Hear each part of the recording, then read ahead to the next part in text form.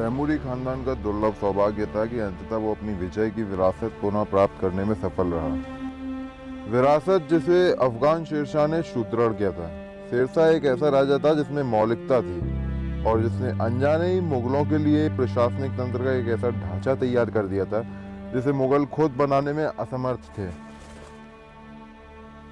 भले ही उन्होंने राजतंत्र के लिए एक नए आदर्श को प्रस्तुत करने में सफलता हासिल की हो, साम्राज्य का उदय और इतिहास दो बातों से जुड़ा हुआ है। एक तरफ तो हुमायूं के प्रथम शासनकाल और शेरशाह के उत्थान और शेरशाह के उत्तराधिकारियों के पतन।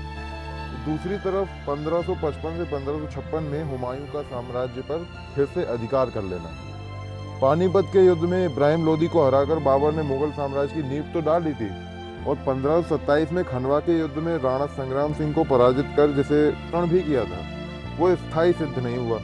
हुमायूं के राज्यारोहण के 10 वर्ष के भीतर ही मुगलों को हिंदुस्तान से बाहर खदेड़ दिया गया। इसके लिए बड़ी सीमा तक खुद बाबर भी उत्तरदायी था। अनेक अर्थों में शेरशाह के सत्ता प्राप्त करने का श्रेय बाबर को ही जाता है। सचमुच आश्चर्य की बात है कि बाबर जैसे इंसानों का पारखी अफगान के सौम्य तौर तरीकों के झांसे में आ गया।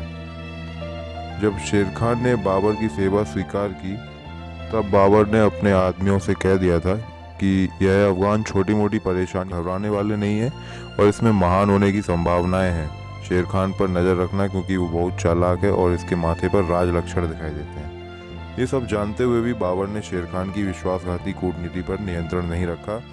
शेर खान कभी अफगानों का साथ देता था तो कभी अफगानों के विरुद्ध बाबर और हुमायूं का। इस प्रक्रिया में शेर खान अपनी स्थिति को सुदृढ़ करता रहा और मुगलों को चुनौती दे सकने योग्य स्थिति में पहुंचने तक वह उन्हें बहलाए रखना चाहता था। वो जानता था कि अफगान नेता मुगलों की शक्ति को चुनौती देने में असमर्थ हैं। वैसे तो शेर खान के मन में मुगलों के प्रति काफ़ी घृणा का भाव था। बाबर ने हुमायूं का भाइयों के साथ राज्य बांटने की जो सलाह दी थी उससे हुमायूं के लिए काफ़ी समस्याएं उत्पन्न हुई। शेर खान को इससे काफ़ी मदद मिली। मुगल शासक उत्पादन की व्यवस्था के खतरे को नहीं पहचान पाया। शाही रिश्तेदारों को समझना चाहिए था कि उनका हित राज्यों के साथ रहने में ही है, लेकिन शाही परिवार के सदस्यों ने केवल अपने सीमित स्वार्थ को ही देखा और यहाँ कामरान, जिसे काबुल और कंधार के इलाके मिले थे, वो संतुष्ट नहीं हुआ और 1531 में पंजाब पर चढ़ाई कर दी। हुमायूं ने उसे पेशावर और लमगार की जागीरें देकर शांत करने का प्रयास किया, लेकिन वो नहीं माना। कामरान ने हुमायूं की प्रशंसा में एक गीत लिखा और हुमायूं ने उसे पारितोषिक में हिसार फिरोजा देने की मूर्खता कर डाली।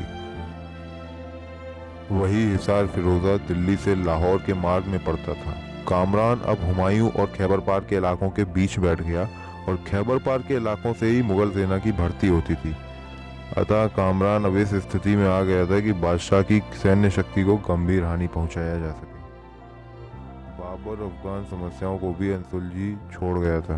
इन समस्याओं से निपटने के लिए दृढ़ सैन्य शक्ति, असीम उत्साह और सैन्य चातुरी की आवश्यकता थी। इन गुणों का हुमायूं में नितांत अभाव था। इन सब का परिणाम यह हुआ कि साम्राज्य पर हुमायूं की पकड़ लगातार ढीली पड़ती गई और शेर खान का शिकंजा कसता गया।